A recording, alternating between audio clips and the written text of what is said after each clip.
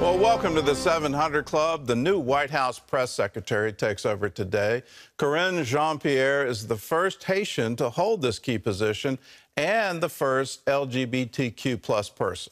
Well, the president's groundbreaking choice has created a horde of controversy, especially among the pro-Israel community. CBN's Tara Mergener brings us the details. It's the press secretary's job to speak for the White House, dispense news, and try to manage the media. President Biden's latest pick, however, is making headlines herself. This is a historic moment, and it's not lost on me. A former chief of staff to Kamala Harris, Karine Jean-Pierre has been promoted in what's regarded as the most diverse administration in U.S. history. She will be the first Black woman, the first out LGBTQ plus person to serve in this role. She will give a voice to so many. Born in Haiti and raised in Queens, Jean-Pierre has a long career in Democratic communications. She succeeds Jen Psaki, who's taking an on-air role at MSNBC. In a statement, the president writes, Karine brings the experience, talent, and integrity needed for this difficult job. One that also comes at a difficult time for the administration. A veteran of 2 presidential campaigns, the 44-year-old now takes on the challenge of conveying the administration's message as midterm elections loom. But we're walking around like, woe is me.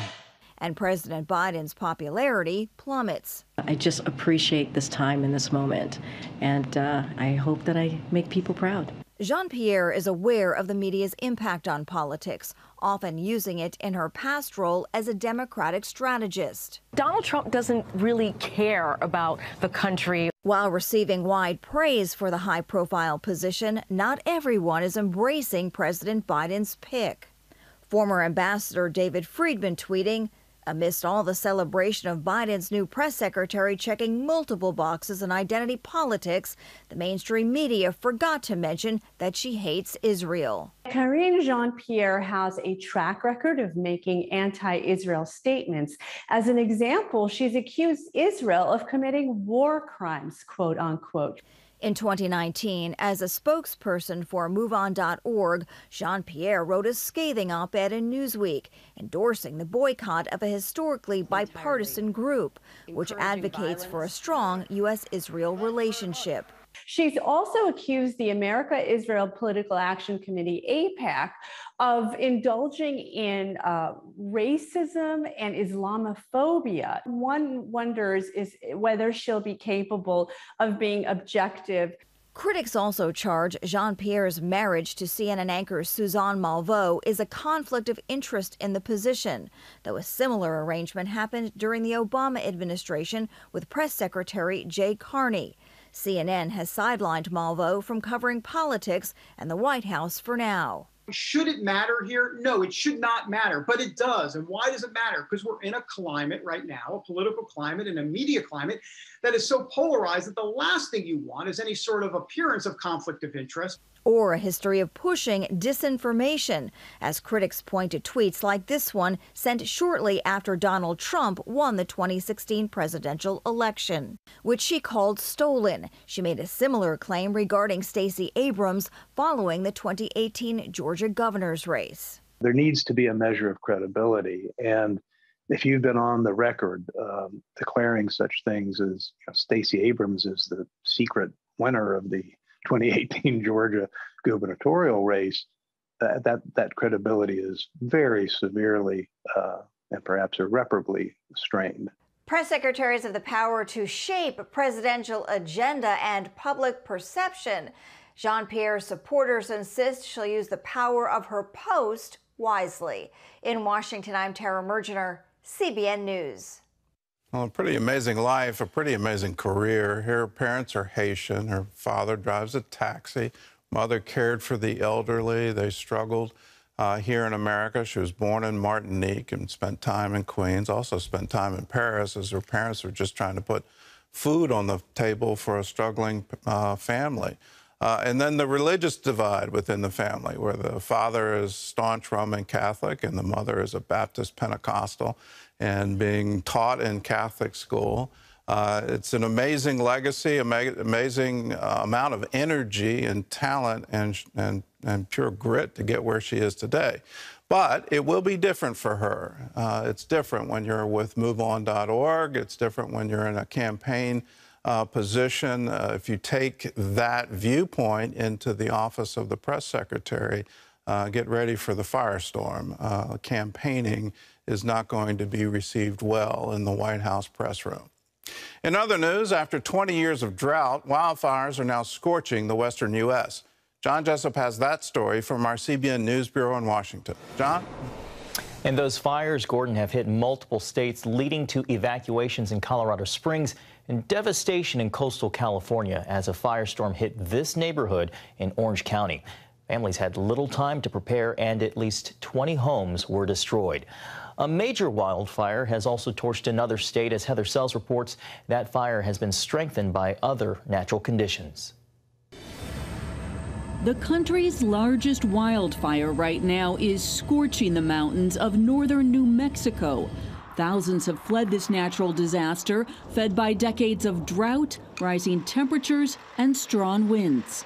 Governor Michelle Grisham says firefighters face multiple challenges. The wind is not our friend, and certainly this extreme drought. The winds were some of the worst that we've seen up here. Wildfires have been burning in New Mexico for weeks. In early April, Pastor Todd Sullins was racing to pick up his children from school during the McBride fire in the mountain town of Ruidoso. It was dark, and so a lot of parents running to get their kids. The quick-moving fire simply gutted some neighborhoods like this one, where a dozen or so homes are simply gone.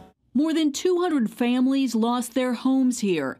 Local churches and Southern Baptist Disaster Relief are now helping them sift through the ashes and clear their debris. To even know where to begin is just overwhelming to people.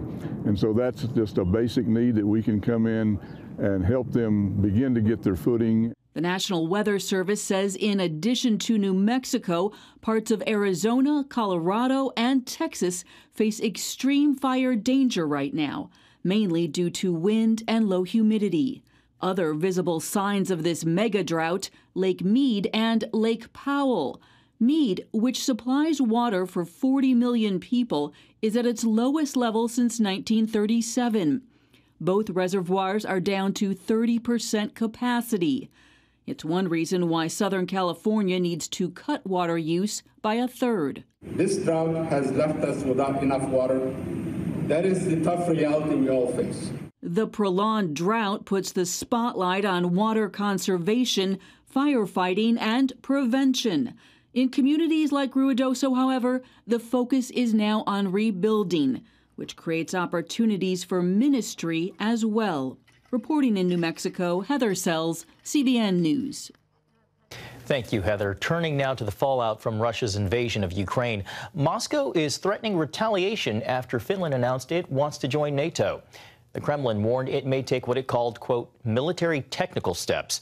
And on the battlefield itself, hard-pressed Ukrainian soldiers are still holding off Russian forces at that besieged steel plant in Mariupol. It's one of many clashes pointing to what's likely a prolonged war that could stretch into next year. The United Nations says more than 6 million Ukrainians have now fled their country, with well over 3 million going to Poland. And when those refugees cross over into the Polish border, CBN is there to help them, providing food, a bed, and the gospel. To be here in this house today with Orphans Promise, Operation Blessing, the CBN family of ministries, and see the impact that we're able to have here in Warsaw in Poland is mind-blowing. We're able to feed, house, bring the gospel through the local church and our partnerships, but be able to be the hands and feet, hold these women's hands, these children's hands, as they've come across the border, not knowing the language, not knowing the culture, not knowing where they're coming to, but they're able to be welcomed here. They have a bed, they have food, but they also have fellowship. We're able to share the gospel. These people coming over, they want to know God. They've been crying out to him while they're in Ukraine, and now they're able to get here. And through our partnerships with the local church, there are so many of them accepting Jesus.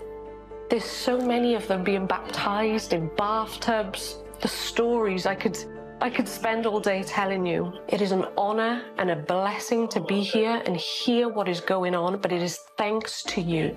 We could not be standing here right now helping these refugees if it wasn't for you. So please, would you think about how you can help, how you can partner with us, because the need is greater. There are hundreds of thousands of refugees in this city alone. We can do it with your help. Thank you. Gordon, Operation Blessing helping to meet the spiritual as well as the great physical and emotional need. Well, that thank you from Warsaw, Poland goes directly to you if you're a member of the 700 Club. Thank you. Because of you, we're able to provide this wonderful relief to the refugees fleeing the war in Ukraine.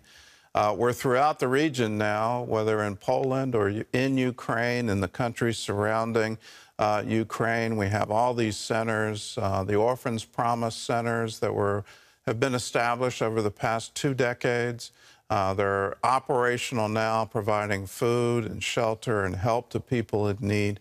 And then the refugee centers in Poland, but also all the way to Croatia. And it's all because people like you cared enough to give and care enough to give to be a part of this. So thank you. Thank you for your care, for your love, for your concern for those in need.